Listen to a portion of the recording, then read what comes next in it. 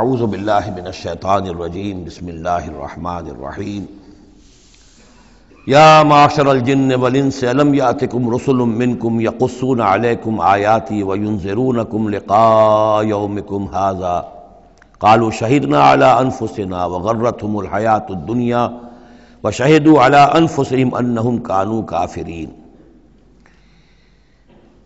کہا جائے گا اس دن، یہ گویا کہ یہاں محذوف ہے، اے جنوں اور انسانوں کی جماعتوں، کیا تمہارے پاس نہیں آ گئے تھے رسول تم ہی میں سے؟ اب چونکہ دونوں کو جمع کر کے کہا جا رہا ہے تو جو انسانوں میں سے رسول ہیں گویا کہ وہی جنات کے لیے بھی رسول ہیں۔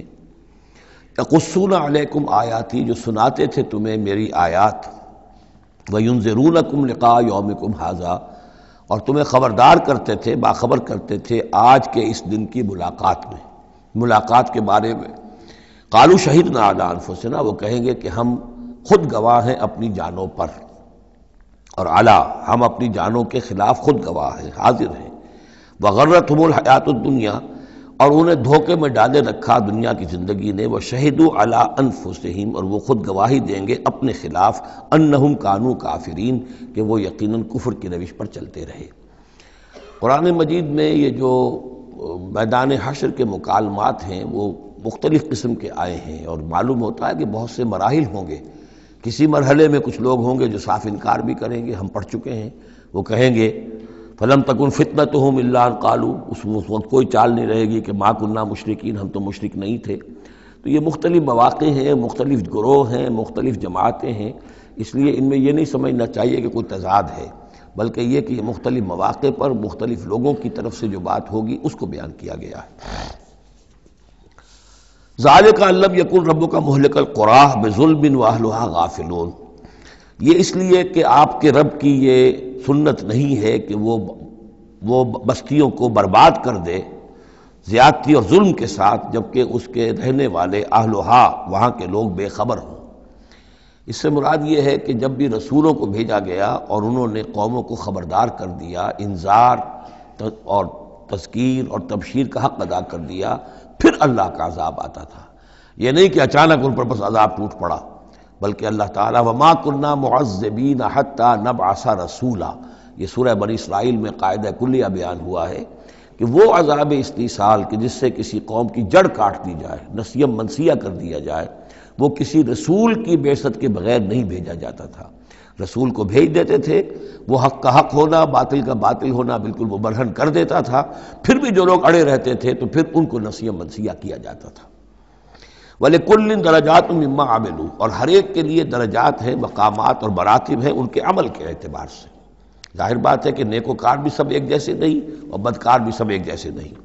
وَمَا رَبُّكَ بِغَافِلٍ عَمَّا يَعْمَلُونَ، اور آپ کا رب بے خبر نہیں ہے، غافل نہیں ہے اس سے کہ جو یہ کر رہے ہیں۔ وَرَبُّكَ الْغَنِيُّ ذُو الرَّحْمَةِ، اور آپ کا رب تو غنی ہے، اسے کسی کو عذاب دے کر کوئی اس کو فائدہ نہیں، اور کسی کی بندگی سے اور اطاعت سے اس کا کوئی رکا ہوا کام نہیں ہے کہ جو بن جائے گا، وہ تو غنی ہے، ذو الرحمہ، رحمت والا ہے۔ ان یشاء یذھبکم، اور اس کی شان یہ ہے کہ وہ چاہے تو تم سب کو لے جائے، ختم کر دے، ویستخلف من بعدکم ما یشاء، اور تمہارے بعد جن کو چاہے وہ لے آئے، ایک نئی مخلوق لے آئے، ایک نئی سپیشیز لے آئے، ایک نئی نسل آدم پیدا کرتے۔ اللہ کا اختیار مطلق ہے۔ کما انشأکم من ذریۃ قوم آخرین، جیسے کہ تمہیں اٹھایا ہے کسی اور قوم کی نسل میں سے۔ قوم عاد تھی عرب میں بڑی زبردست، لیکن جب اس کو تباہ و برباد کر دیا گیا تو انہی میں سے جو لوگ چند ساتھی اہل ایمان تھے حضرت ہود کے، وہی لوگ وہاں سے ہجرت کر کے چلے گئے، اور ان کے ذریعے سے پھر سمود کی قوم جو ہے وہ انہی کے ذریعے سے وجود میں آئی۔ پھر سمود کو بھی ہلاک کر دیا گیا، تو پھر ان میں سے جو اہل ایمان تھے وہ کہیں چلے گئے ہجرت کر کے، تو ان سے ایک اور قوم وجود میں آ گئی۔ تو فرمایا جیسے تمہیں بھی ہم نے اٹھایا ہے اور قوموں کی نسل میں سے، اسی طریقے سے ہم تمہیں ہٹا کر کسی اور قوم کو لے آئیں گے۔ انما توعدون لآت، جس چیز کا تم سے وعدہ کیا جا رہا ہے یا دھمکی دی جا رہی ہے وہ آ کر رہے گی۔ وما انتم بمعجزین، اور تم عاجز کر دینے والے نہیں ہو، اللہ کو عاجز نہیں کر سکتے، اللہ کے یہ وعدے پورے ہو کر رہیں گے۔ قل یا قوم اعملوا علی مکانتکم انی عامل، اب یہ ہے چیلنجنگ انداز، کہہ دیجئے اے میری قوم کے لوگوں، کر لو جو کچھ کر سکتے ہو اپنی جگہ پر، میں بھی کر رہا ہوں جو میرے بس میں ہے۔ یعنی تم نے اب 12 برس گزر گئے مجھے دعوت دیتے ہوئے، تم نے ایڑی چوٹی کا زور لگا لیا، مجھے ستایا، 3 سال تک تو مجھے شیب بنی ہاشم میں محصور رکھا ہے، جو بھی سختیاں مجھ پر آئی ہیں میرے ساتھیوں پر آئی ہیں، میرے ساتھیوں کو تم نے ذبح کر دیا، میرے ساتھی کتنے ہیں کہ جو گھر بار چھوڑ کر چلے گئے اور مجبور ہو گئے کہ حبشہ کی طرف ہجرت کریں، تم نے جو کچھ کر لیا اور جو کر سکتے ہو کر لو۔ قل یا قوم اعملوا علی مکانتکم انی عامل، مجھے جو کرنا ہے وہ میں کر رہا ہوں، جو میرا فرض منصبی ہے وہ مجھے ادا کرنا ہے۔ فسوف تعلمون من تکون لہ عاقبۃ الدار، تو ان قریب تمہیں معلوم ہو جائے گا کہ کس کے لیے ہے وہ عاقبت والا گھر، کس کے لیے کامیابی ہے، کس کے لیے جنت و راح و ریحان ہے، اور کس کے لیے وہاں پر دوزخ ہے اور اللہ کا عذاب ہے۔ انہ لا یفلح الظالمون، یقیناً ظالم فلاح نہیں پائیں گے۔ وجعلوا للہ مما ذرا من الحرث والانعام نصیبا، اور انہوں نے اللہ کے لیے بھی جو کچھ پیدا ہوتا ہے کھیتی میں سے اور جو ان کے بھی مویشی ہوتے ہیں ان میں ایک حصہ رکھا ہے، کیونکہ آخر جو شرک جو ہے جس کو کہتے ہیں کہ ایک بڑے خدا کو مان کر چھوٹے خداؤں کو شریک کرنا، بڑے خدا کا انکار اس میں نہیں ہوتا۔ جیسے ہندوؤں میں مہادیو وہ تو ایک ہی ہے، دیوی دیوتا بے شمار ہے، مہادیو تو ایک ہی ہے۔ انگریزی میں بھی بڑے جی سے لکھے جانے والا گاڈ یہ ایک ہی ہمیشہ سے ایک ہی رہا ہے، اس کے لیے تو جو ہے کیپٹل جی آئے گا، وہ اومنی پوٹنٹ ہے، اومنیشینٹ ہے، اومنی پریزنٹ ہے، علی کل شیء قدیر بکل شیء علیم، اور ہر جگہ موجود ہے، یہ اس کی صفات ہے، ایٹریبیوٹس ہیں۔ لیکن چھوٹے جی سے لکھے جانے والے گاڈز اینڈ گاڈیسز بے شمار ہیں۔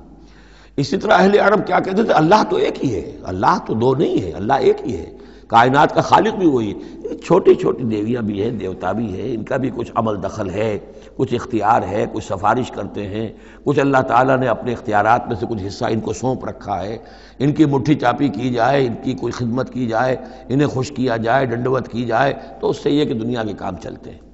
تو ظاہر بات ہے کہ وہ پھر جب نکالتے تھے، اب دو ہی ان کے یعنی معاش کے طریقے تھے، یا تو بھیڑ بکریاں پال رہے ہیں، ان میں سے کچھ اللہ کے نام کی کر دی، کچھ اللہ کے نام کی، کچھ اپنے بتوں کے نام کی، یا کوئی کھیتی ہے اس میں سے جو بھی اب فصل آئی ہے اس میں سے کچھ اللہ کے نام پہ نکال دیا صدقہ کہ یہ اب اللہ کے نام پر ہم دیں گے اور یہ اپنے بتوں کے نام پر دیں گے۔ لیکن اب ہوتا کیا تھا تماشا وہ آگے دیکھیے۔ وَجَعَلُوا لِلَّهِ مِمَّا ذَرَا مِنَ الْحَرْثِ وَالْأَنْعَامِ نَصِيبًا، اتنا انصاف تو وہ کرتے ہیں کہ اللہ کے لیے بھی حصہ رکھتے ہیں، اپنی کھیتی کی پیداوار میں سے بھی اور اپنے مویشی میں سے بھی۔ فَقَالُوا هَذَا لِلَّهِ بِزَعْمِهِمْ، وہ کہتے ہیں یہ تو ہم نے نکال دیا اللہ کے نام پر، وَهَذَا لِشُرَكَائِنَا، اور یہ جو ہے یہ ہمارے شریکوں کے لیے، ان کے لیے بھی تو کچھ آخر نذرانے ہونے چاہیے۔ فَمَا كَانَ لِشُرَكَائِهِمْ فَلَا يَصِلُ إِلَى اللَّهِ، اب اگر کہیں کسی وقت کوئی دقت آ گئی، مصیبت آ گئی، تو اللہ کے حصے میں سے تو نکال لیتے تھے، اپنے بتوں کے حصے میں سے نہیں نکالتے تھے۔ بت جو ہیں وہ تو سر پہ کھڑے ہوئے ہیں نا، وہ تو دنیا کے اندر ہیں، لہذا ان کی شامت تو فوراً آ جائے گی، اللہ ذرا دور ہے، لہذا جو بھی اللہ کے حصے کا معاملہ ہوتا تھا وہ تو بتوں کو پہنچ سکتا تھا، لیکن بتوں کے حصے کا معاملہ جو ہے وہ اللہ تک نہیں پہنچ سکتا تھا۔ یہ ایسے ہے جیسے ہمارے ہاں دیہات میں عام بیچارہ جاہل آدمی پٹواری کو سمجھتا ہے سب سے بڑا افسر یہی ہے، وہ ڈی سی کو کیا جانے کس بلا کا نام ہے، کوئی بابو ہے آیا شہر سے، لیکن اس کو معلوم ہے کہ اس پٹواری کے قلم کے اندر جو ہے اتنی طاقت ہے کہ وہ میری زمین کاٹ کے ادھر لکھ دے گا، انتقال چڑھا دے گا، لیکن وہ ڈی سی کی حیثیت وہ نہیں جانتے۔ تو اللہ تعالیٰ جو بڑا خدا ہے، وراء الورا ثم وراء الورا ثم وراء الورا، وہ تو ہے ٹھیک ہے، لیکن یہ کہ یہ ہے جو سر پر مسلط ہے۔ فما کان لشرکائہم، تو جو حصہ ہوتا تھا ان کے شریکوں کے لیے، فلا یصل الی اللہ، تو وہ نہیں پہنچ سکتا تھا اللہ کو۔ وما کان للہ، اور جو ہوتا تھا اللہ کے لیے، فہو یصل الی شرکائہم، وہ ان کے شرکاء تک پہنچ جاتا تھا۔ ساء ما یحکمون، برا ہے جو یہ فیصلہ کرتے ہیں۔ وَكَذَلِكَ زَيَّنَ لِكَثِيرٍ مِّنَ الْمُشْرِكِينَ قَتْلَ أَوْلَادِهِمْ شُرَكَاؤُهُمْ، اور اسی طریقے سے مزین کر دیا بہت سے مشرکین کے لیے ان کے شرکاء نے ان کی اولاد کو قتل کرنا۔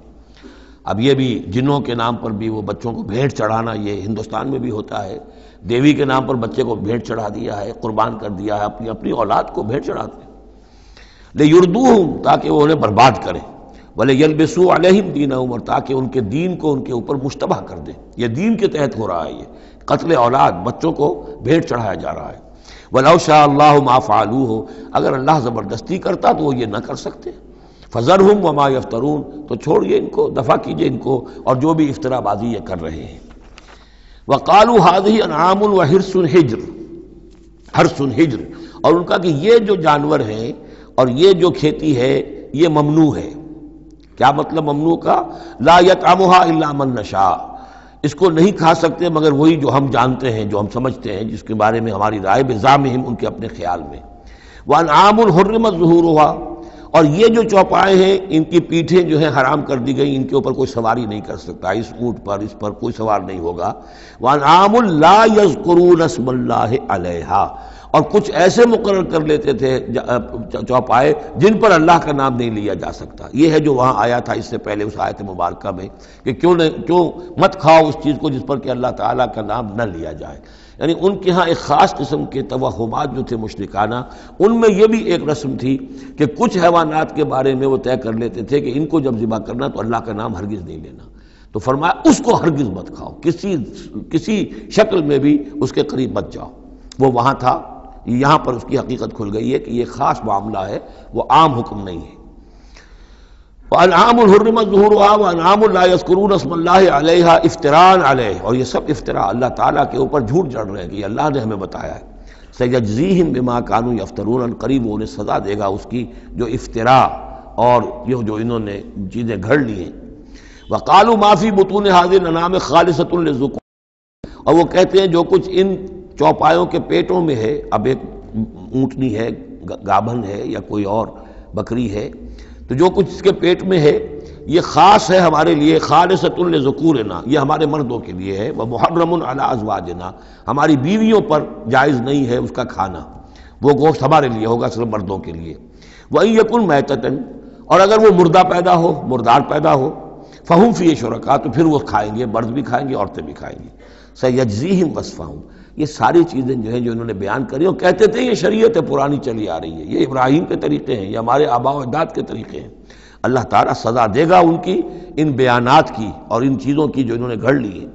انہ حکیم علیم، یقیناً وہ حکیم اور علیم ہے۔ قد خسر الذین قتلوا اولادہم صفحا بغیر علم، اپنے آپ کو برباد کیا ان لوگوں نے جنہوں نے اپنی اولاد کو قتل کیا بے وقوفی اور حماقت سے، بغیر علم کے۔ وحرموا ما رزقهم اللہ افتراء علی اللہ، اور انہوں نے حرام کر لی اپنے اوپر وہ شے جو اللہ نے انہیں دی تھی، اور افطرا کرتے ہوئے اللہ پر، یعنی اللہ کے نام پر ہو رہا ہے، یہ قربانیاں دی جا رہی ہیں، بتوں کی بھیٹ چڑھائی جا رہی ہے، وہ سارا دین جو ہے گڑبڑ تھا، اس میں اللہ بھی ہے، آلہہ بھی ہے، سب کے ساتھ جو ہے مشترکہ معاملہ ہو رہا ہے۔ قد ضلوا وما كانوا مهتدين، وہ گمراہ ہو چکے، بھٹک چکے، اور وہ ہدایت پر آنے والے نہیں ہیں۔ وَهُوَ الَّذِي أَنشَأَ جَنَّاتٍ مَعْرُوشَاتٍ، وہی ہے اللہ جس نے کہ اٹھائے باغات، معروشات وغیرہ معروشات، وہ باغ بھی ہوتے ہیں وہ بیلیں جیسے انگور کی ہوتی ہیں، ٹٹیوں پر اٹھانا پڑتا ہے، ان کو سہارا دینا پڑتا ہے، خود ان کے اندر تنا اوپر جانے کا اس کی فطرت میں نہیں ہے۔ غیر معروشات، یہ عام درخت ہیں، وہ خود کھڑے ہوتے ہیں، اپنی یعنی ریڑھ کی ہڈی ان کی اپنی مضبوط ہے، وہ کھڑے ہیں، انار کا درخت ہے، آم کا درخت ہے۔ تو معروشات وہ ہیں کہ جن کو ٹٹیوں پر چڑھانا پڑتا ہے۔ والنخلا، اور کھجور کے درخت، والزرع، اور کھیتی، مختلفاً اکلہ، جس کے کہ ذائقے بڑے بڑے مختلف ہیں۔ والزیتون، اور زیتون، والرمان، اور انار، متشابہاً وغیر متشابہ، ایک دوسرے سے ملتے جلتے بھی ہیں اور یہ کہ ذرا ایک دوسرے سے مختلف بھی ہیں۔ جیسے سٹرس فیملی ہے، اب ایک ہی خاندان ہے، اب اس میں کنو بھی ہے، اس میں فروٹر بھی ہے، اور اس میں وہ مالٹا بھی ہے، اور ساری چیزیں جو ہے لیکن ملتے جلتے بھی ہیں، مختلف بھی ہیں، فیملی ایک ہی ہے۔ کلوا من ثمرہ اذا اثمر، کھایا کرو اس کے پھلوں میں سے جب کہ وہ پھل دیں۔ وآتوا حقہ یوم حصادہ، اور اس کا حق دے دیا کرو جس دن کہ تم پھل اتارو، یعنی اس میں سے بھی زکوٰۃ ہے، جیسے عشر ہے زمین کی پیداوار میں سے، ایسے ہی پھلوں کے اندر بھی زکوٰۃ ہے، تو اللہ تعالیٰ کا حق نکال دیا کرو، آتوا حقہ، ادا کر دیا کرو اس کا حق جس دن کہ وہ پھل اتارو۔ لا تسرفوا، اور اس میں حد سے بیجا خرچ نہ کرو، انہ لا یحب المسرفین، اللہ تعالیٰ کو بیجا خرچ کرنے والے پسند نہیں ہیں۔ ومن الانعام حمولۃ وفرشا، اور چوپایوں میں سے اس نے ایسے بھی بنائے ہیں کہ جن کے اوپر تم بار برداری کا کام لیتے ہو، ظاہر بات ہے بار برداری انہی کی ہو سکتی ہے جو ذرا اونچے ہوتے ہیں، اب گھوڑا ہے یا خچر ہے، اونٹ ہے، یہ حمولتاً ہے، یہ ذرا اونچے ہیں اور ان کے اوپر جو ہے آپ ان کی پیٹھوں کے اوپر بوجھ لاد کر لے جاتے ہیں، حمولتاً وفرشا، کچھ ایسے جو بالکل زمین سے لگے ہوئے ہیں، اب ان کے اوپر کیا آپ نے لادنا ہے، بکری پہ کیا لاد دیں گے آپ، اور اسی طریقے سے چھوٹی چھوٹی جو چیزیں ہیں، کلوا مما رزقکم اللہ، یہ اللہ نے پیدا کیے ہیں، حمولہ بھی اور فرشہ بھی، کھاؤ اس میں سے جو اللہ نے تمہیں رزق دیا ہے، ولا تتبعوا خطوات الشیطان، اور شیطان کے نقش قدم کی پیروی نہ کرو، انہ لکم عدو مبین، یقیناً وہ تمہارا کھلا دشمن ہے۔ ثمانیت ازواج، اب یہ بات کہی جا رہی ہے جو انہوں نے کہا تھا کہ یہ جو حیوانات ہیں ان کے پیٹوں میں جو بچہ ہے وہ اگر زندہ ہو گیا، ولادت ہو گئی تو صرف مرد کھائیں گے، عورتیں نہیں کھائیں گے۔ ہاں اگر مردار پیدا ہوا، مر گیا دوران ولادت ہی، تو پھر اس میں عورتیں بھی اور مرد بھی شریک ہو سکیں گے۔ اب اس کا جواب دیا جا رہا ثمانیت ازواج، یہ 8 قسم کے چوپائے ہیں جو تمہارے ہاں عام طور پر موجود ہیں۔ من الضأن اثنین، بھیڑ میں سے 2 نر اور مادہ، ومن المعز اثنین، بکری میں سے 2 بکرا اور بکری۔ قل الذکرین حرم ام الانثیین، آپ ان سے پوچھئے کہ اللہ نے کس کو حرام کیا ہے، مذکروں کو حرام کیا ہے یا مؤنثوں کو حرام کیا ہے؟ اما اشتملت علیہ ارحام الانثیین، یا یہ کہ جو ان کے رحم ہیں ان کے مؤنثوں کے، ان پہ جو کچھ ہے انہیں حرام، کس کو حرام کیا ہے؟ حرام اگر کوئی شے ہے تو سب کے لیے، اور اگر حرام نہیں ہے تو کسی کے لیے بھی نہیں۔ یہ تم نے جو نئے قوانین بنا لیے ہیں وہ کہاں سے لے آئے ہو؟ کیا ان کی سند ہے؟ نبئونی بعلم ان کنتم صادقین، مجھے بتاؤ کسی سند کے ساتھ، کسی حوالے سے اگر تم سچے ہو۔ ومن الابل اثنین، اسی طرح اونٹ میں سے بھی 2 ہیں نر اور مادہ۔ ومن البقر اثنین، گائے میں سے بھی 2 ہیں، ان میں بھی 2 ہیں۔ قل الذکرین حرم ام الانثیین، پوچھئے پھر ان سے ان دونوں نروں کو حرام کیا ہے یا دونوں ماداؤں کو حرام کیا ہے؟ اما اشتملت علیہ ارحام الانثیین، یا یہ کہ جو رحم ہیں ان کے ماداؤں کے، کیا ان کے اندر جو کچھ ہے اسے حرام کیا ہے؟ ام کنتم شہداء اذ وصاکم اللہ بہذا، کیا تم موجود تھے جب اللہ نے تمہیں یہ قوانین دیے اور یہ نصیحتیں کی اور یہ ہدایات دی؟ فمن اظلم ممن افترى علی اللہ کذبا، تو اس سے بڑھ کر ظالم کون ہوگا جو اللہ پر افترا کرے، جھوٹ جڑ کر اللہ کی طرف منسوب کرے۔ لیضل الناس بغیر علم، تاکہ گمراہ کرے وہ لوگوں کو بغیر کسی علم اور تحقیق کے۔ ان اللہ لا یہدی القوم الظالمین، یقیناً اللہ ایسے ظالموں کو راہیاب نہیں کرے گا۔ قل لا اجد فیما اوحی الی محرما علی طاعم، اب وہ پھر وہی قانون جو ہے، جو اصل چیزیں تھیں عرب میں کھانے پینے کے لیے، جو گوشت جن کا جانوروں کو کھایا جاتا تھا، ان میں سے کن چیزوں کو حرام کیا ہے، یہاں پھر اس کو دہرایا جا رہا ہے۔ قل لا اجد فیما اوحی الی محرما علی طاعم یطعمہ، کہہ دیجئے میں تو نہیں پاتا اس شے میں جو میری طرف وحی کی گئی ہے، یعنی جو قرآن میری طرف وحی کیا گیا ہے، جو شریعت میری جانب وحی کی گئی ہے، میں اس میں نہیں پاتا کہ کوئی اور شے ہو کسی کھانے والے پر حرام، محرم علی طاعم، کھانے والے پر، یطعمہ جو اسے کھاتا ہو، سوائے کس کے؟ الا ان یکون میتۃ، سوائے اس کے کہ مردار ہو۔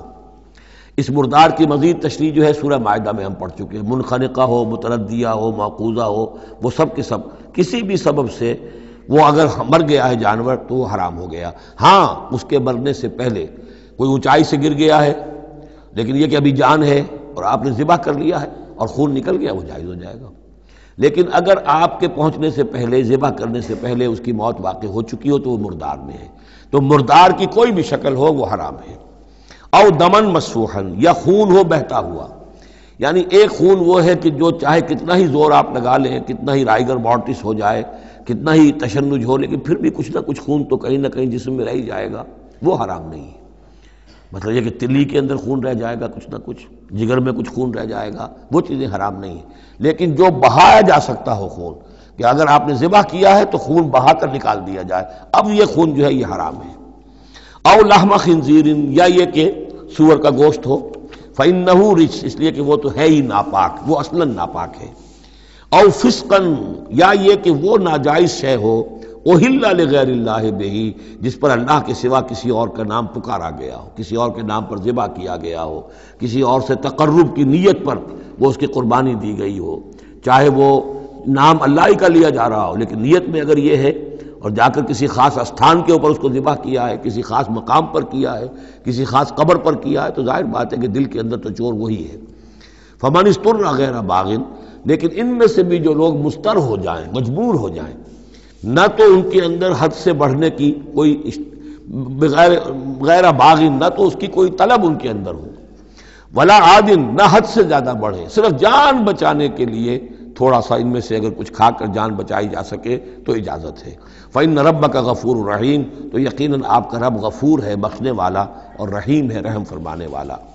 وعلی الذین ہادوا حرمنا کل ذی ظفر، اور ہم نے ان پر جو یہودی ہوئے تھے حرام کر دیا تھا ہر وہ جانور جس کا ایک کھر ہوتا ہے۔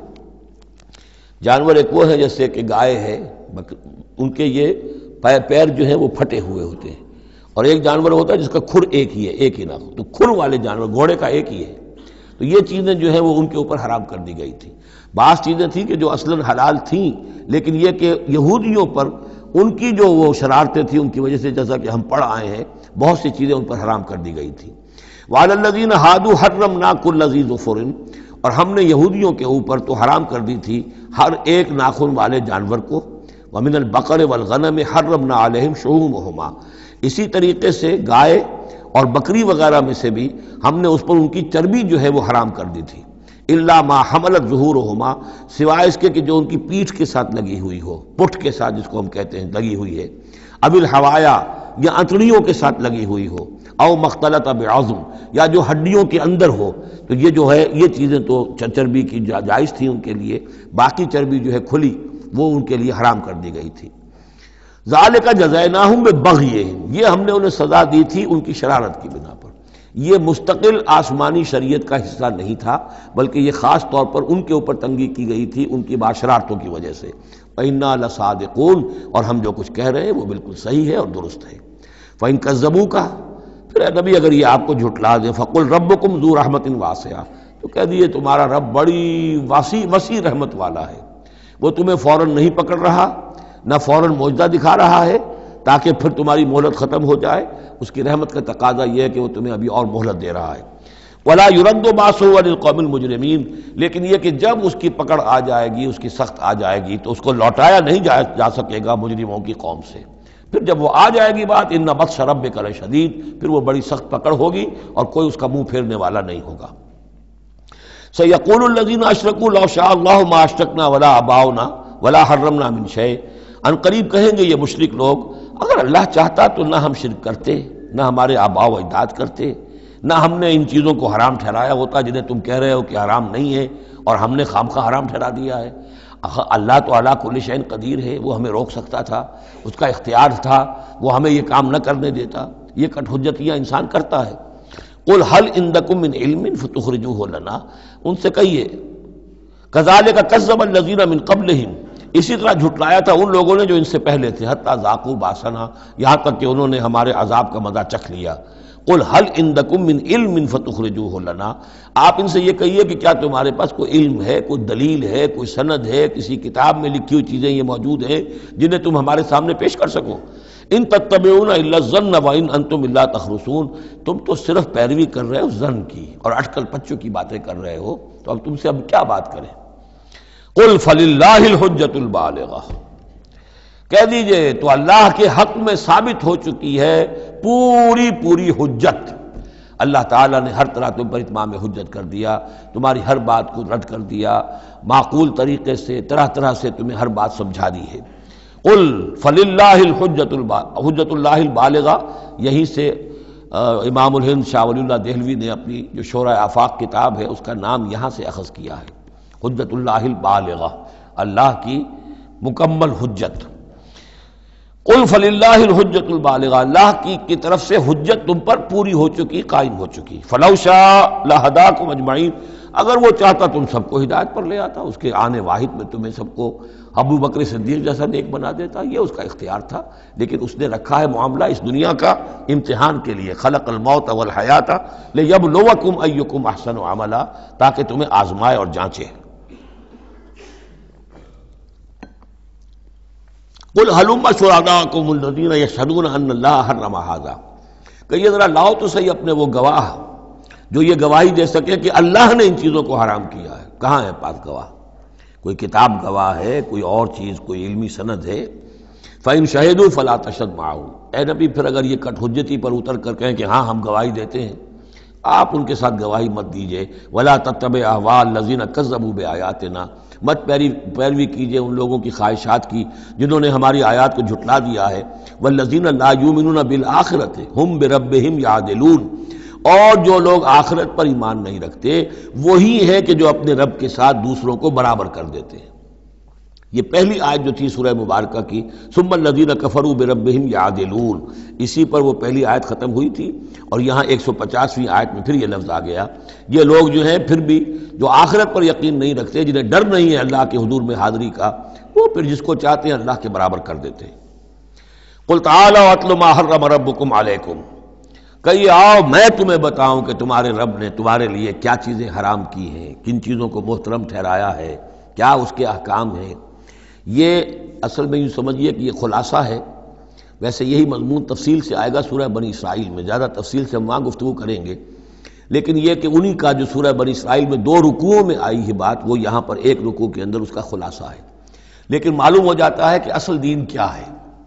جیسے سورہ بقرہ میں جب میثاق لیا گیا بنی اسرائیل سے تو دین کی اصل بنیادیں آئیں، اسی طرح پھر سورہ نساء کے اندر وہ مقام آیا تھا کہ اصلی دین کیا ہے، دین کی اصل تعلیمات کیا ہیں۔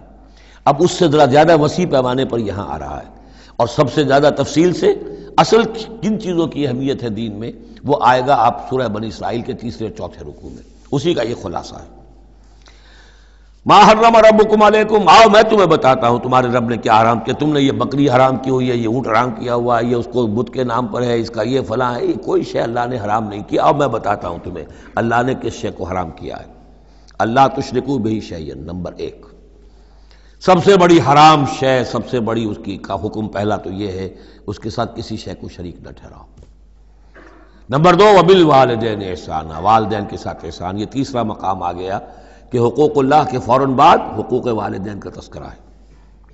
ولا تقتلوا اولادکم من املاق، اور اپنی اولاد کو قتل نہ کرو تنگ دستی اور مفلسی کے خوف سے۔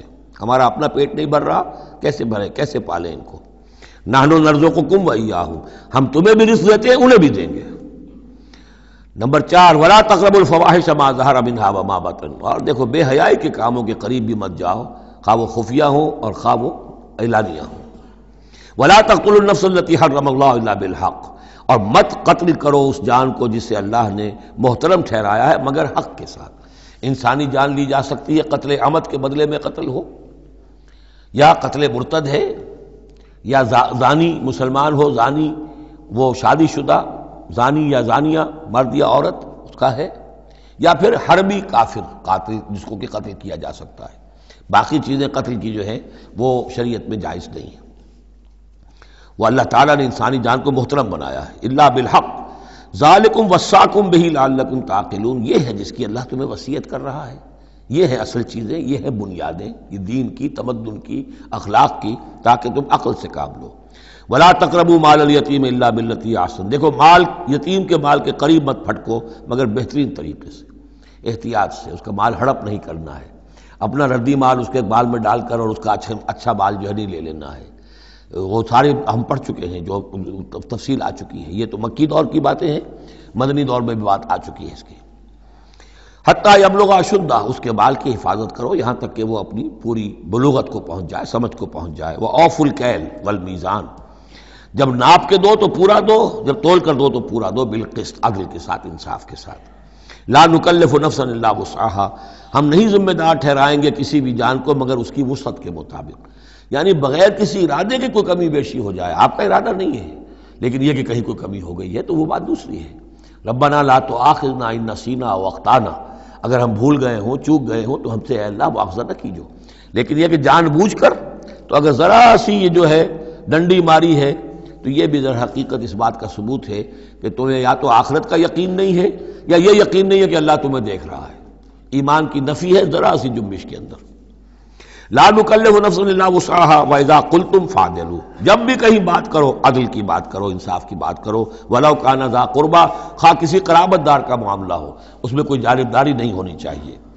وبعہد اللہ اوفوا، اور اللہ کے عہد کو پورا کرو، یعنی جو بھی عہد کیا جائے اللہ کے نام پر، اللہ کے حوالے سے، اللہ کی قسم کھا کر اس کو پورا کرو۔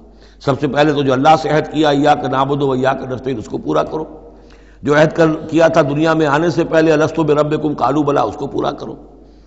ذالکم وصاکم بہ لعلکم تذکرون، یہ ہیں وہ چیزیں جن کی اللہ تمہیں وصیت کر رہا ہے، یہ چیزیں ہیں کہ جو اہمیت کی حامل ہیں، یہ ہے انسانی کردار کی عظمت کی باتیں۔ لعلکم تذکرون، تاکہ تم نصیحت اخذ کرو۔ وَأَنَّ هَذَا صِرَاطِي مُسْتَقِيمًا، اور یہ کہ یہ ہے میرا سیدھا راستہ۔ یہ ایج پیچ پگڈنڈیاں اور یہ لمبی چوڑی جو ہیں وہ جو تم نے بنا رکھے ہیں اپنے گورکھ دھندے، یہ نہیں ہے دین، یہ ہے وَأَنَّ هَذَا صِرَاطِي مُسْتَقِيمًا فَاتَّبِعُوهُ، بس اس کی پیروی کرو۔ وَلَا تَتَّبِعُوا السُّبُلَ، اور اس کو چھوڑ کر دوسرے راستوں پر نہ پڑ جاؤ، فَتَفَرَّقَ بِكُمْ عَنْ سَبِيلِهِ، کہ وہ تمہیں لے کر اللہ کے راستے سے متفرق ہو جائیں، ادھر چلا جائے ادھر چلا جائے، یہ پگڈنڈی ادھر جا رہی ہے وہ پگڈنڈی ادھر جا رہی ہے، تم سواء السبیل پر سیدھے راستے پر قائم رہو۔ ذالکم وصاکم بہ لعلکم تتقون، یہ ہے وہ چیزیں جن کی اللہ تمہیں وصیت کر رہا ہے تاکہ تم بچو یا تاکہ تمہارے اندر تقوی پیدا ہو جائے۔ ثم آتینا موسیٰ الکتاب تماما علی الذی احسن، پھر ہم نے موسیٰ کو کتاب دی تھی جو کہ پورا کرنے کے لیے اپنی نعمت کو اس پر نیک کرنے والوں پر، علی الذی احسن وتفصیلا لکل شیء، اور اس میں ہم نے ان تمام چیزوں کی تفصیل دے دی تھی۔ وہ جو 10 کمانڈمنٹس ہیں در حقیقت انہی کا جو خلاصہ ہے، Quranic version of the 10 commandments of the old testament, وہ آپ کو سورہ بنی اسرائیل کے 3 اور 4 رکوع میں ملیں گی۔ حضرت عبداللہ ابن عباس رضی اللہ تعالی عنہما کا کہنا یہی ہے کہ یہ احکام عشرہ جو ہے تورات کے، ان کا یہ قرآنک ورشن ہے، یہ ہے در حقیقت ان کی تعبیر قرآن میں۔ تو یہاں بھی فرمایا پھر ہم نے موسیٰ کو کتاب دی تھی تماما علی الذی احسن، پورا کرنے کے لیے اس نعمت کو کہ جو احسان کرنے والے محسنین کے لیے، وہ تفصیلا لکل شیء وہدی ورحمۃ، اور ہر شے کی تفصیل پر مشتمل اور ہدایت اور رحمت، لعلہم بلقاء ربہم یؤمنون، اور تاکہ وہ اپنے رب پر کی ملاقات اور رب کے حضور میں حاضری پر پورا یقین رکھے۔ وَهَذَا كِتَابٌ أَنزَلْنَاهُ مُبَارَكٌ، اب یہ کتاب ہے جو ہم نے نازل کی ہے، مبارکن بڑی بابرکت ہے۔ ھذا کتاب انزلناہ مبارک فاتبعوہ، تو اس کی پیروی کرو۔ واتقوا لعلکم ترحمون، اور تقوی اختیار کرو تاکہ تم پر رحم کیا جائے۔ ان تقولوا، ببادا تم یہ کہو، بالکل وہی انداز ہے کہ جو سورہ مائدہ میں کہا گیا ہے، ان تقولوا، ہمارے پاس تو کوئی بشیر نہیں آیا، کوئی نذیر نہیں آیا، فقط جاءکم بشیر و نذیر، تو دیکھو آ گیا ہے بشیر و نذیر، ہم نے اپنے رسول محمد کو بھیج دیا ہے۔ یہ بات کہی گئی کن سے؟ وہاں اہل کتاب سے۔ اب یہاں مشرکین عرب سے کیا کہا جا رہا ہے؟ ان تقولوا انما انزل الکتاب علی طائفتین من قبلنا، کتاب تو دی گئی تھی 2 گروہوں کو ہم سے پہلے، یہودیوں کو دی گئی کتاب، جو عیسائیوں کو دی گئی، ہمیں تو دی نہیں گئی، ہم سے مواخذہ کائے کا، ہم سے پوچھتا کس بات کی؟ ان تقولوا انما انزل الکتاب علی طائفتین من قبلنا، ہم سے پہلے 2 گروہوں کو دی گئی تھی، وان كنا عن دراستہم لغافلین، ہم تو اس کے پڑھنے پڑھانے سے غافل تھے، ہمیں کیا پتہ عبرانی زبان، ہماری عربی زبان، ہم کیا جانے اس کتاب میں کیا لکھا ہوا ہے، لہذا ہم پر کوئی حجت نہیں، ہم پر کوئی پکڑ نہیں ہونی چاہیے، ہم پر کوئی محاسبہ نہیں ہونا چاہیے۔ اور تقولوا، یا تم یہ کہتے، لو انا انزل علینا الکتاب، اگر ہم پر کتاب نازل کی گئی ہوتی، لکنا اہدی منہم، دیکھو ہم ان سے کہیں بڑھ کر ہدایت پر ہوتے۔ ان بے وقوفوں نے تو قدر نہیں کی اللہ کی کتابوں کی، تورات کی اور انجیل کی، ہمیں اللہ نے دی ہوتی کتاب تو پھر یہ ہے کہ ہم بتاتے کہ کتاب اللہ کی قدر کیسے کی جاتی ہے۔ فقد جاءکم بینۃ من ربکم، تو اے مشرکین عرب، اے بنی اسماعیل، تمہارے پاس آ گئی ہے بینہ تمہارے رب کی طرف سے، رسول من اللہ یتلو صحفا مطہرۃ فیہا کتب قیمہ، وہ بینہ آ گئی ہے۔ فقد جاءکم بینۃ من ربکم وہدی ورحمۃ، اور جو ہدایت ہے اور رحمت ہے، فمن اظلم ممن کذب بآیات اللہ، تو اس سے بڑھ کر ظالم کون ہوگا کہ جو اللہ کی آیات کو جھٹلائے، وصدف عنہا، اور اس سے پہلو چرائے، پہلو تہی کرے، کنی کترائے۔ سنجزی الذین یصدفون عن آیاتنا، ہم ان قریب بدلہ دیں گے ان لوگوں کو جو ہماری آیات سے کنی کتراتے ہیں، سوء العذاب بما کانوا یصدفون، بہت ہی برے عذاب کا ان کے اس کنی کترانے کے باعث۔ هل ينظرون الا ان تاتيهم الملائکۃ او یاتی ربک او یاتی بعض آیات ربک، یہ کس چیز کا انتظار کر رہے ہیں سوائے اس کے کہ یا تو فرشتے آ جائیں، یا آپ کا رب خود آ جائے، یا یہ کہ آپ کے رب کی کوئی نشانیاں آ جائیں۔ یہ چونکہ قیامت میں آنا ہے، اسی زمین پر حساب کتاب ہونا ہے، جاء ربک والملک صفا صفا وجیء یومئذ بجہنم، تو یہیں پر اجلال ہوگا اور یہیں پر فرشتے پڑے باندھے ہوئے کھڑے ہوں گے، اور یہیں پر قصہ زمین بر سر زمین ہی چکایا جائے گا۔ تو کہہ رہے ہیں کہ کیا اس وقت کا انتظار کر رہے ہیں؟ هل ينظرون الا ان تاتيهم الملائکۃ او یاتی ربک او یاتی بعض آیات ربک، یوم یاتی بعض آیات ربک، جس دن آپ کے رب کی کچھ نشانیاں ظاہر ہو گئیں، لا ينفع نفسا ایمانھا، پھر کسی جان کے لیے ایمان لانا اس کے لیے نافع نہیں ہوگا۔ یہ تو جب تک غیر کا پردہ پڑا ہوا ہے تب تک ہے، امتحان تو اس وقت تک ہے۔ غیر کا پردہ ہٹا دیا، امتحان ختم ہو گیا، پھر تو کٹر سے کٹر جو کافر ہے وہ سب سے بڑھ کر عابد و زاہد بن جائے گا۔ لہذا یوم یاتی بعض آیات ربک لا ينفع نفسا ایمانھا، کسی جی کو، کسی جان کو فائدہ نہیں پہنچائے گا اس کا ایمان لانا، لم تکن آمنت من قبل، جو پہلے ایمان نہیں لا چکا تھا، او کسبت فی ایمانھا خیرا، یا اس نے اپنے ایمان میں کچھ خیر نہیں کما لیا تھا، ایمان بھی لے آیا تھا پہلے، کچھ نیک عمل بھی کیے تھے، کچھ خیر کمایا تھا، کچھ بھلائیاں جو ہے اس کا توشہ جو ہے وہ جمع کر لیا تھا۔ قل انتظروا انا منتظرون، تو ٹھیک ہے نبی کہہ دیجئے ان سے تم بھی انتظار کرو، ہم بھی انتظار کر رہے ہیں، تیل دیکھو تیل کی دار دیکھو، اب اللہ کا کیا فیصلہ ہوتا ہے انتظار کرو۔ ان الذین فرقوا دینہم وکانوا شیعا لست منہم فی شیء، اے نبی جنہوں نے اپنے دین کے ٹکڑے کر دیے اور وہ گروہوں میں تقسیم ہو گئے، آپ کا ان سے کوئی تعلق نہیں۔ یہ وہی وحدت ادیان جس سے آف شوٹ ہوئی ہے، ایک ہی جڑ تھی، کان الناس امۃ واحدۃ، لیکن پھر لوگ آف شوٹس جو ہیں وہ پگڈنڈیاں لے گئے ادھر اور ادھر۔ اب جو لوگ اس طریقے سے صراط مستقیم سے منحرف ہو کر انہوں نے اپنی اپنی پگڈنڈیاں علیحدہ بنا لی ہیں، اب اے نبی آپ کا ان سے کوئی تعلق نہیں، لست منہم فی شیء، انما امرہم الی اللہ، ان کا معاملہ اللہ کے حوالے ہے، اللہ فیصلہ کرے گا۔ ثم ینبئہم بما کانوا یفعلون، پھر انہیں جتلا دے گا جو کچھ کہ وہ کرتے رہے تھے۔ من جاء بالحسنۃ فلہ عشر امثالھا، جو شخص کوئی نیکی لے کر آئے گا اسے اس کا 10 گنا اجر ملے گا۔ ومن جاء بالسیئۃ، اور جو کوئی بدی کما کر لائے گا فلا یجزا الا مثلھا، تو اسے نہیں سزا ملے گی مگر اس کے برابر۔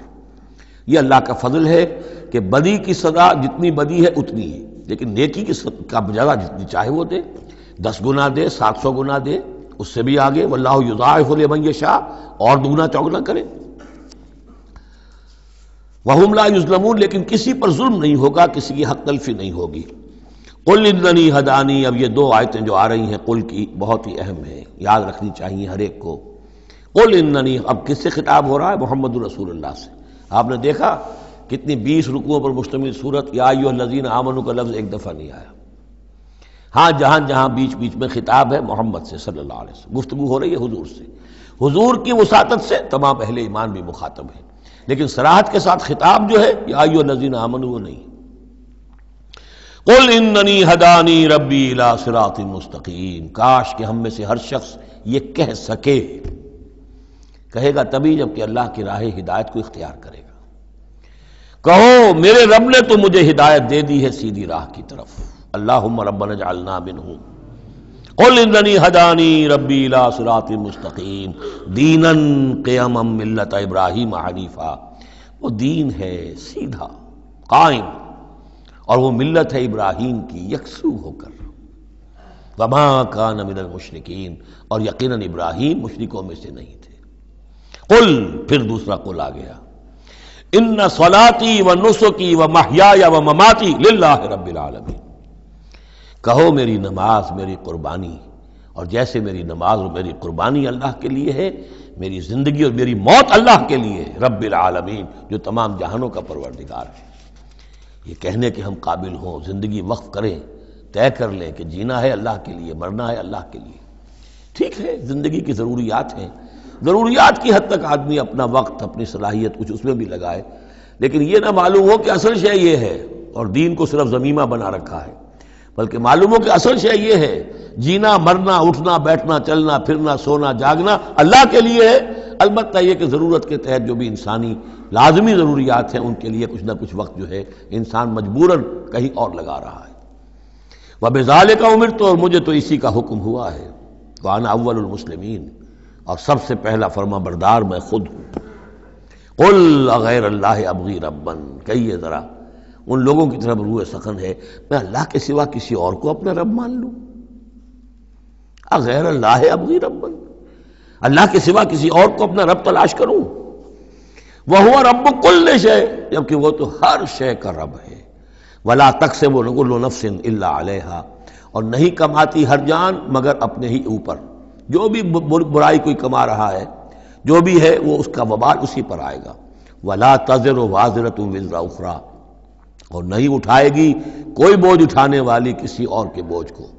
ہر ایک کو اپنی اپنی گٹھڑی اٹھانی ہے، اپنا اپنا بوجھ اٹھانا ہے۔ لا تزر وازرۃ وزر اخری، کیونکہ نفس کا لفظ آ رہا جان، کوئی جان نہیں ہوگی کسی اور کی جان، کسی اور جان کے بوجھ کو اٹھانے والی۔ ہر ایک کو اپنا بوجھ، اپنی ذمہ داری، اپنی اکاؤنٹیبلٹی، اپنا حساب کتاب خود دینا ہوگا۔ ثم الی ربکم مرجعکم، پھر تمہارے رب ہی کی طرف تم سب کا لوٹنا ہے۔ فینبئکم بما کنتم فیہ تختلفون، اور پھر اللہ تمہیں جتلا دے گا جو کچھ جن چیزوں میں بھی تم اختلاف کرتے رہے تھے۔ وہو الذی جعلکم خلائف الارض، اور وہی ہے جس نے تمہیں زمین میں خلیفہ بنا دیا۔ ایک تو یہ کہ خلیفہ اس معنی میں بھی کہ جو خلافت حضرت آدم کو دی گئی علیہ الصلوۃ والسلام، تو وہ پوٹینشلی تمام انسانوں کو دی گئی ہے، اور جو بھی شخص اللہ کا مطیع و فرمان ہو، اللہ کو اپنا حاکم اور بادشاہ مان لے، تو وہ گویا کہ اس کی خلافت کا حقدار ہو گیا۔ اس اعتبار سے بھی کہ ایک نسل کے بعد دوسری، ایک قوم کے بعد دوسری اس کے پیچھے آنے والی، یہ بھی ہے خلائف الارض۔ جیسے کہا گیا جیسے تمہیں ہم نے اٹھایا کسی اور قوم کی نسل میں سے، ایسے ہی تمہیں ہٹا کر ہم کسی اور قوم کو بھی لا سکتے ہیں۔ وَهُوَ الَّذِي جَعَلَكُمْ خَلَائِفَ الْأَرْضِ وَرَفَعَ بَعْضَكُمْ فَوْقَ بَعْضٍ دَرَجَاتٍ، اور تم میں سے بعض کے درجوں کو بعض پر بلند کر دیا۔ کسی کو علم دیا ہے، کسی کو حکمت دی ہے، کسی کو کچھ ذہانت زیادہ دی ہے، کسی کو جسمانی صلاحیت زیادہ دی ہے، کسی کو صحت جسمانی دی ہے، اور کسی کو حسن جسمانی دے دیا ہے، مختلف چیزیں ہیں۔ لِيَبْلُوَكُمْ فِي مَا آتَاكُمْ، یہ مختلف بخششیں اللہ کی اور مختلف چیزیں اللہ نے جو مختلف لوگوں کو دی ہیں، یہ اس لیے تاکہ تمہیں آزمائے۔ لِيَبْلُوَكُمْ، بلا یبلو آزمانا، جانچنا، ابتلاء اسی سے باب افتعال ہے، امتحان، ابتلاء۔ ان ربک سریع العقاب، یقیناً آپ کا رب عذاب دینے میں بھی بہت جلد ہے۔ وَإِنَّهُ لَغَفُورٌ الرحیم، اور یقیناً وہ غفور اور رحیم ہے۔ یہاں اللہ کے فضل و کرم سے سورہ اعراف تو سورہ انعام ختم ہوئی۔ اب ہم اللہ ہمیں ہمت دے تو 2 رکوع جو ہیں وہ سورہ اعراف کے بھی پڑھ لیں گے، تاکہ یہ 20 رکوع تھے، اگلی سورت 24 رکوعوں کی ہے، تاکہ کل پھر بقیہ ہم جو ہے سورہ اعراف مکمل کر لیں گے، جوڑا جو ہے 2 دنوں میں پورا ہو جائے۔ بسم اللہ الرحمن الرحیم، الف لام میم صاد، یہ حروف مقطعات ہیں، اور جیسا کہ میں عرض کر چکا ہوں شروع میں، ان کا حقیقی یقینی مفہوم مطلب کسی کو معلوم نہیں، راز ہے اللہ اور بندے کے در، اللہ اور اللہ کے رسول کے مابین۔ البتہ یہ نوٹ کر لیجئے یہاں 4 ہیں، اس سے پہلے 2 الف لام میم سورہ بقرہ، سورہ آل عمران، یہاں الف لام میم صاد ہے۔ 2 صورتیں ایسی ہیں کہ جن میں 4 حروف آئے ہیں، الف لام میم صاد، الف لام میم را۔ کتاب انزل الیک فلا یکن فی صدرک حرج منہ، یہ ایک کتاب ہے محمد صلی اللہ علیہ وسلم جو آپ پر نازل کی گئی ہے، تو نہیں ہونا چاہیے آپ کے جی میں کچھ تنگی اس کی وجہ سے۔ کس سے تنگی ہوتی تھی حضور کو صلی اللہ علیہ وسلم؟ اگرچہ آپ نے اپنی پوری جان ہلکان کر دی تھی، لیکن جب لوگ ایمان نہیں لاتے تھے تو آپ کو یہ فکر ہوتی تھی کہیں میری کوئی کوتاہی تو نہیں ہے۔ شریف آدمی کا معاملہ یہ ہوتا ہے، عام آدمی جو ہے وہ اپنی غلطیوں کا وبال بھی دوسروں پر ڈالتا ہے، اپنی غلطی نہیں دیکھے گا، اس نے یہ کر دیا تھا، اس نے یہ کیا، اس کی وجہ سے یہ ہو گیا، اپنے آپ کو صاف بچائے گا۔ لیکن شریف انسان جو ہے وہ ہمیشہ دیکھتا ہے میری خطا کیا ہے، کہیں میری غلطی تو نہیں، کوئی میری کوتاہی تو نہیں، اور اس کا ایک بوجھ ہے دل کے اوپر، یہ لوگ ایمان نہیں لا رہے، کہیں میری طرف سے کوئی کمی رہ گئی ہے، کوئی کوتاہی ہے۔ کتاب انزل الیک فلا یکن فی صدرک حرج منہ، اس کی وجہ سے آپ کے اوپر کوئی تنگی نہیں ہونی چاہیے۔ لتنذر بہ وذکری للمؤمنین، یہ تو اس لیے ہے کہ آپ اس کے ذریعے سے آپ خبردار کر، تنذر بہ، وہی لفظ آ گیا جو سورہ انعام میں تھا، اوحی الی ھذا القرآن لانذرکم بہ ومن بلغ وذکری للمؤمنین، اور یاد دہانی ہے اہل ایمان کے لیے جن کی جو فطرتیں ہیں وہ سلیم ہیں، ابھی ان کے اندر پوٹینشلی وہ ایمان موجود ہے، اس ایمان کو، ڈورمنٹ کو وہ ایکٹیویٹ کر کے یاد دہانی، جیسے کہ آپ کو کوئی چیز بھول گئی تھی، اس کی کوئی نشانی دیکھی فوراً وہ شے یاد آ گئی، اس طریقے سے اللہ تعالیٰ نے اس کتاب کی آیات کو ذکرہ بنا دیا ہے۔ اتبعوا ما انزل الیکم من ربکم، پیروی کرو اس کی جو نازل کیا گیا تمہاری طرف تمہارے رب کی طرف سے۔ اب یہ کس کی بات ہو رہی ہے؟ اب یہ لوگوں سے خطاب ہو رہا ہے، پہلے حضور سے صیغہ تھا، فلا یکن فی صدرک حرج، اتبعو جمع کا صیغہ ہے، پیروی کرو اس کی جو نازل کیا گیا تمہاری طرف تمہارے رب کی طرف سے، ولا تتبعوا من دونہ اولیاء، اور مت پیروی کرو اس کے سوا کچھ اور کو اپنے اولیاء بنا کر، کچھ اور کو اپنے ند اور ضد بنا کر ان کی پیروی نہ کرو، قلیلا ما تذکرون، کم ہی ہے جو نصیحت تم حاصل کرتے ہو۔ یہ نوٹ کر لیجئے کہ یہ سورہ اعراف اس اعتبار سے تو قرآن مجید کی سب سے بڑی مکی صورت ہے کہ یہ 24 رکوعوں پر مشتمل ہے اور 206 آیات ہیں۔ 24 رکوع، مکی صورت کوئی اتنی نہیں ہے، اور دوسری جیسے کہ مدنیات میں سب سے بڑی سورہ بقرہ ہے 40 رکوعوں پر مشتمل، لیکن تعداد آیات میں ایک اور سورت ہے مکی جو اس سے بڑھ گئی ہے، 227 آیات ہے سورہ شعراء کی، لیکن سورہ شعراء میں آیات چھوٹی چھوٹی ہیں، تعداد زیادہ ہے، رکوع اس کے کل 11 ہیں۔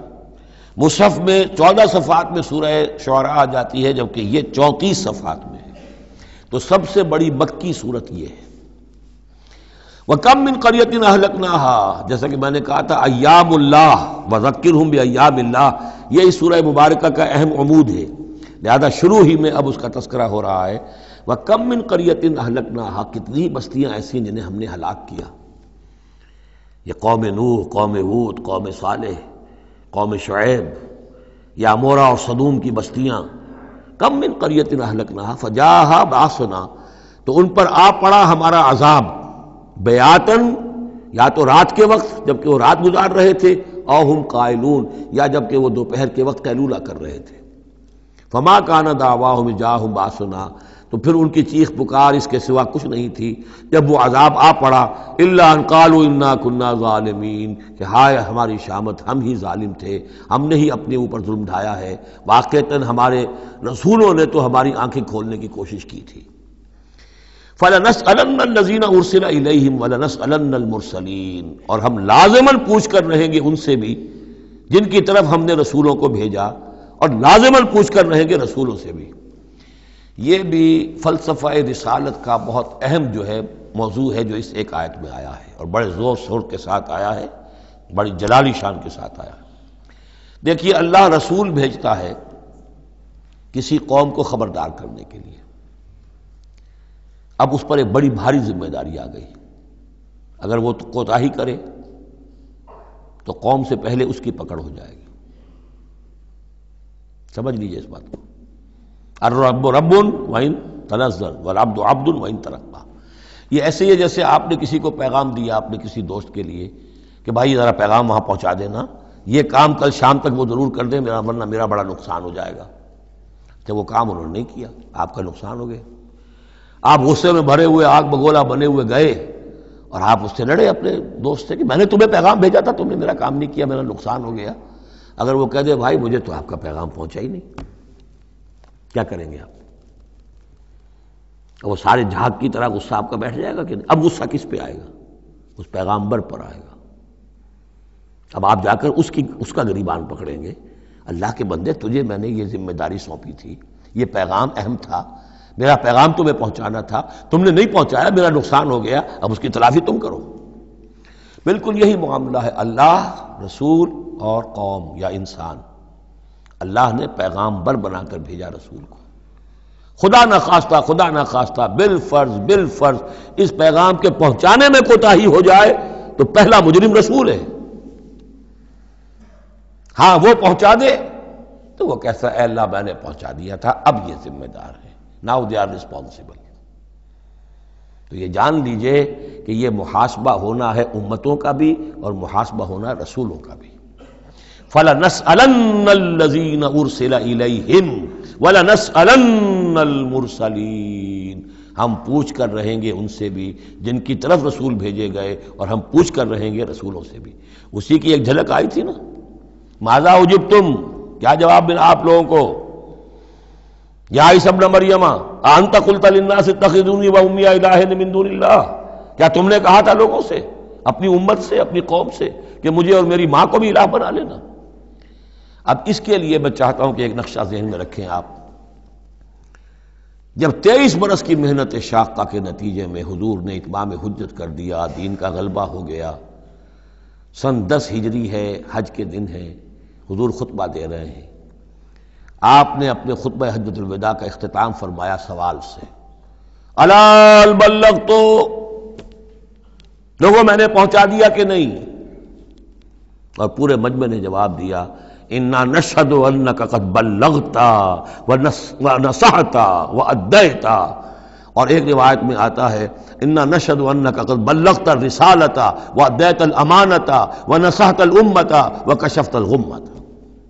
ہاں حضور ہم گواہ ہیں، آپ نے امانت کا حق ادا کر دیا، یہ قرآن امانت تھی اللہ کی آپ کے پاس، آپ نے ہمیں پہنچا دیا، رسالت کا حق ادا کر دیا، ہماری خیرخواہی کا حق ادا کر دیا، آپ نے گمراہی کے اور ضلالت کے اندھیاروں کے پردہ چاک کر دیا، کشفت الغمۃ۔ 3 دفعہ سوال کیا، 3 دفعہ جواب لیا، پھر 3 دفعہ انگلی سے انگشت شہادت سے آسمان کی طرف، پھر لوگوں کی طرف اشارہ کیا، اللہم اشہد اللہم اشہد اللہم اشہد، اللہ تو بھی گواہ ہے، یہ مان رہے ہیں کہ میں نے تیری پیغام انہیں پہنچا دیا۔ اور پھر فرمایا فَلْيُبَلِّغِ الشَّاهِدُ الْغَائِبَ، اب پہنچائیں وہ جو یہاں ہیں ان کو جو یہاں نہیں ہیں۔ میرے کندھے سے اتر کر یہ بوجھ اب تمہارے کندھوں پر آ گیا، میں رسول صرف تمہارے لیے ہوتا تو بات آج پوری ہو گئی تھی، میں تو رسول ہوں تمام انسانوں کے لیے جو قیامت تک آئیں گے، اب ان تک اس کی تبلیغ اور ابلاغ، اس کا پہنچانا تمہارے ذمہ ہے۔ یہی گواہی ہے جو قیامت کے دن کھڑے ہو کر رسول دے گا، فَكَيْفَ إِذَا جِئْنَا مِن كُلِّ أُمَّةٍ بِشَهِيدٍ وَجِئْنَا بِكَ عَلَىٰ هَٰؤُلَاءِ شَهِيدًا۔ وہ گواہی جو حضور نے لی ہے اس روز، وہی گواہی ہوگی، اے اللہ میں نے اپنی اس قوم کو تیرا پیغام پہنچا دیا تھا، اب یہ ذمہ دار ہیں، یہ جواب دیں۔ They can't plead ignorance، یہ نہیں کہہ سکتے کہ ہمیں پتہ نہیں تھا، ہمیں بتایا نہیں گیا، معاملہ ان پر کھول دیا گیا تھا۔ تو یہ آیت بڑی اہم ہے، فَلَنَسْأَلَنَّ الَّذِينَ أُرْسِلَ إِلَيْهِمْ وَلَنَسْأَلَنَّ الْمُرْسَلِينَ، ہم لازماً پوچھ کر رہیں گے ان سے بھی جن کی طرف رسولوں کو بھیجا گیا، اور ان سے بھی جنہیں رسول بنا کر بھیجا گیا۔ وَلَنَقُصَّنَّ عَلَيْهِمْ بِعِلْمٍ وَمَا كُنَّا غَائِبِينَ، اور پھر جو کچھ ہم ان کے سامنے احوال بیان کریں گے وہ علم کی بنیاد پر کریں گے، ہم کہیں غائب تو نہیں تھے۔ جب جو کچھ ہو رہا تھا، جو کچھ محمد کر رہے تھے اور صحابہ کر رہے تھے ان کے، وہ بھی ہم دیکھ رہے تھے، اور جو کچھ ابو جہل اور ابو لہب کر رہے تھے وہ بھی ہم دیکھ رہے تھے۔ مَا كُنَّا غَائِبِينَ، ہم کہیں غائب تو نہیں تھے، ہاں تمہاری نگاہوں سے اوجل تھے، ہوا مَعَكُمْ أَيْنَمَا كُنتُمْ، وہ تو تمہارے ساتھ ہی ہے جہاں تم ہو، تو ہم تو خود جو ہے، تم خود گواہ ہیں، ہر صورتحال جو ہے وہ ہمارے سامنے ہے۔ وَالْوَزْنُ يَوْمَئِذٍ الْحَقُّ، اور اس روز وزن ہوگا حق ہی میں۔ اس کے دو ترجمے اس کے ہو سکتے ہیں، حق ہی میں وزن ہوگا اور وزن ہی فیصلہ کن ہوگا، یعنی یہ کہ اللہ کی کوئی ترازو ایسی ہوگی، ایک تو ترازو 2 پارٹوں والی ہوتی ہے، ایک ترازو آپ کو معلوم ہے کہ وہ سپرنگ بیلنس جو ہوتا ہے، جس شے میں وزن ہو اسی سے تو سپرنگ جو ہے نیچے جائے گا نا۔ باطل کاموں میں وزن ہی نہیں ہے، ریاکاری کی نیکیوں میں کوئی وزن ہی نہیں ہے، وہ سرے سے خالی ہے، وہ پادر ہوا ہے، ان کی کوئی حیثیت ہی نہیں۔ والوزن یومئذ الحق، اس دن صرف حق میں وزن ہوگا، نمبر 1، اور اس دن حق ہی فیصلہ کن ہوگا، وزن ہی فیصلہ کن ہوگا، یعنی جو اگر 2 پلڑوں والا ہے تو جس کا پلڑا نیکیوں کا بھاری ہے اس کے لیے نجات ہے۔ فمن ثقلت موازینہ، تو جن کے پلڑے بھاری ہوں گے، فاولئک هم المفلحون، تو وہ ہوں گے فلاح پانے والے۔ ومن خفت موازینہ، اور جس کا پلڑا جو ہے، جن کے وہ موازین جو ہیں وہ ہلکے ہوئے، فاولئک الذین خسروا انفسهم بما كانوا بآیاتنا یظلمون، تو یہ وہ لوگ ہوں گے جنہوں نے اپنے آپ کو ہلاک کر لیا بسبب اس کے کہ وہ ہماری آیات پر ظلم کرتے رہے۔ وَلَقَدْ مَكَّنَّاكُمْ، جتنی اہم وہ آیت تھی فَلَنَسْأَلَنَّ الَّذِينَ أُرْسِلَ إِلَيْهِمْ وَلَنَسْأَلَنَّ الْمُرْسَلِينَ، اتنی ہی اہم اب یہ آیت ہے وَلَقَدْ مَكَّنَّاكُمْ فِي الْأَرْضِ، اور دیکھو انسانوں ہم نے تمہیں زمین میں تمکن عطا فرمایا، وَجَعَلْنَا لَكُمْ فِيهَا مَعَاشٍ، اور اس میں تمہارے لیے معاش کے سارے سامان رکھ دیے، جو ضرورتیں تمہارے جسم کی وہ یہیں سے پوری ہو رہی ہیں۔ تمہیں بڑا خطرہ پڑ گیا ہے کہ زمین کے جو خزانے ہیں ختم ہو رہے ہیں، خوراک کم ہو رہی ہے، دیکھو نا ہم نے سمندر کے اندر سے کیا کیا خوراکیں نکال دی ہیں، اللہ کے خزانے ختم ہونے والے نہیں ہیں، ہم نے تمہارے لیے معاش کا پورا بندوبست رکھا ہوا ہے۔ قلیلا ما تشکرون، لیکن بہت کم ہے جو شکر تم کرتے ہو۔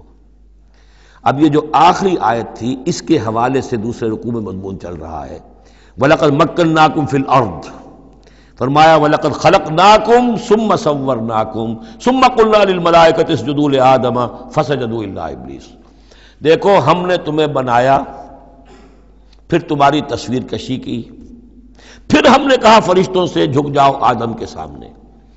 اب یہ آیت پھر ان لوگوں کو سپورٹ دیتی ہے جو قرآن مجید میں جو ایوولوشن کریشن جو ہے انسان کی، اس کے بارے میں یہ سمجھتے ہیں کہ قرآن مجید سے نظریہ ارتقاء کو تقویت حاصل ہوتی ہے۔ میں آپ کو بتا چکا ہوں اب تک جو چیزیں آئی ہیں کہ ایک جگہ پر آدم کی مثال دی گئی، مٹی سے بنایا، اس میں کہا کن فیکون، وہ اسپیشل کریشن کی تائید والی آیت ہے۔ لیکن یہ کہ کسی مقام پر آپ کو وہ ایوولوشن والی بات جو ہے وہ سامنے آتی ہے۔ اب یہاں جو بات آ رہی ہے وہ اس اعتبار سے بہت اہم ہے کہ پہلے جمع کا صیغہ ہے، لقد خلقناکم، ہم نے تمہیں پیدا کیا۔ معلوم ہوتا ہے کوئی سپیشیز پہلے پیدا کی گئی، نسل پیدا کی گئی۔ ثم صورناکم، پھر تمہاری تصویر کشی کی ہے، فنیشنگ ٹچز دیے ہیں، تمہیں بنایا ہے، تمہارے نقش و نگار سنوارے ہیں۔ ثم قلنا للملائکۃ اسجدوا لآدم، پھر ہم نے حکم دیا فرشتوں کو کہ جھک جاؤ آدم کے سامنے۔ آدم تو ایک ہے لیکن یہاں صیغے آ رہے ہیں جمع کے، اور اسی کی تائید ہو گئی تھی ان اللہ اصطفیٰ آدم و نوحا وآل ابراہیم علی العالمین، آدم کو بھی چنا تھا۔ تو معلوم ہوتا ہے کہ ایک امکان ہے، باقی یہ چیزیں جیسے کہ میں نے عرض کیا تھا یہ تھیوریز ہیں، لیکن ان میں جہاں کہیں جس چیز کے لیے کوئی آتا ہے اشارہ اس کو ہمیں جان لینا چاہیے، باقی we have to keep it open. ابھی دیکھیں گے اللہ تعالیٰ، ہو سکتا ہے جب حقائق اور مزید واضح ہو جائیں تو قرآن مجید مزید مبرر ہو کر سامنے آ جائے گا، لیکن جس حد تک وہ اشارات اب بھی ہمیں مل رہے ہیں انہیں بھی سمجھ لینا چاہیے، نوٹ کر لینا چاہیے۔ وَلَقَدْ خَلَقْنَاكُمْ ثُمَّ صَوَّرْنَاكُمْ ثُمَّ قُلْنَا لِلْمَلَائِكَةِ اسْجُدُوا لِآدَمَ فَسَجَدُوا إِلَّا إِبْلِيسَ۔ اب یہ مضمون ہم پڑھ چکے ہیں، سجدہ کیا سب نے سوائے ابلیس کے، لم یکن من الساجدین، نہ ہوا وہ سجدہ کرنے والوں میں۔ قَالَ مَا مَنَعَكَ أَلَّا تَسْجُدَ إِذْ أَمَرْتُكَ، اللہ تعالیٰ نے فرمایا کس چیز نے تمہیں روکا ہے جبکہ میں نے تمہیں حکم دیا، تم نے سجدہ کیوں نہیں کیا؟ قَالَ أَنَا خَيْرٌ مِّنْهُ، یہ اس کی اپنی استکبار کی بنیاد پر تھا۔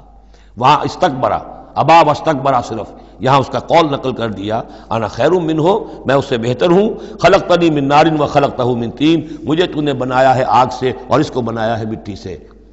قال فاہبط منہا، فاہبط منہا، اللہ نے فرمایا تو اتر جاؤ اس سے، فما یکون لک ان تتکبر فیہا، اب تو تمہارے لیے کوئی موقع نہیں ہے کہ اس جنت کے اندر اکڑو اور اینڈو، فخرج انک من الصاغرین، اب تم ذلیل اور خوار ہو کر یہاں سے نکل جاؤ۔ قال انظرنی الی یوم یبعثون، اس نے کہا ذرا مجھے مہلت دے پروردگار اس دن تک کے لیے جس دن کہ ان کو دوبارہ تو زندہ کرے گا، قیامت تک کے لیے مجھے مہلت دے دے۔ قال انک من المنظرین، فرمایا ٹھیک ہے جاؤ تمہیں مہلت دی گئی۔ قال فبما اغویتنی، اب اس نے کہا کہ پروردگار جو تو نے مجھے گمراہ کیا اس آدم کے طفیل، اس کی وجہ سے میں رادہ درگاہ ہو گیا، لَأَقْعُدَنَّ لَهُمْ صِرَاطَكَ الْمُسْتَقِيمَ، اب میں لازماً بیٹھوں گا ان کے لیے تیرے سیدھی راہ پر، تیری سیدھی راہ توحید کی ہے، اس پر گھاٹ لگا کر بیٹھوں گا اور انہیں شرک کی پگڈنڈیوں کی طرف موڑتا رہوں گا۔ لَأَقْعُدَنَّ لَهُمْ صِرَاطَكَ الْمُسْتَقِيمَ، میں لازماً ڈیرے لگا کر اور مورچہ جما کر بیٹھوں گا تیرے سیدھے راستے پر، توحید کے راستے پر، انہیں شرک کی پگڈنڈیوں کی طرف موڑنے کے لیے۔ ثم لآتینہم من بین ایدیہم، میں ان پر حملہ کروں گا ان کے سامنے سے بھی، ومن خلفہم، ان کے پیچھے سے بھی، وعن ایمانہم، ان کے دانی جانب سے بھی، وعن شمائلہم، اور ان کے بائیں جانب سے بھی، ولا تجد اکثرہم شاکرین، اور اے پروردگار تو نہیں پائے گا ان کی اکثریت کو شکر کرنے والا۔ قال اخرج منہا مذموما مدحورا، اللہ نے فرمایا نکل جاؤ یہاں سے برے حال میں، خسیس حال میں، اور مردود ہو کر، دھتکارے جا کر۔ لمن تبعک منہم، جو کوئی بھی ان میں سے تیری پیروی کرے گا، لأملأن جہنم منکم اجمعین، تو میں تم سب سے جہنم کو پر کر کے رہوں گا۔ وَيَا آدَمُ اسْكُنْ أَنْتَ وَزَوْجُكَ الْجَنَّةَ، اور اے آدم اب رہو جنت میں تم اور تمہاری بیوی، فَكُلَا مِنْ حَيْثُ شِئْتُمَا وَلَا تَقْرَبَا هَٰذِهِ الشَّجَرَةَ فَتَكُونَا مِنَ الظَّالِمِينَ، تو کھاؤ اس میں سے جہاں سے چاہو، ہاں اس درخت کے قریب مت جانا، تم ظالموں میں سے ہو جاؤ گے۔ فَوَسْوَسَ لَهُمَا الشَّيْطَانُ لِيُبْدِيَ لَهُمَا مَا وُورِيَ عَنْهُمَا مِنْ سَوْآتِهِمَا۔ میرا خیال ہے اس آیت پر قدر وضاحت کی ضرورت ہوگی، اس کو انشاءاللہ کل لیں گے۔ بارک اللہ لی ولکم فی القرآن العظیم ونفعنی وإیاکم بالآیات والذکر الحکیم۔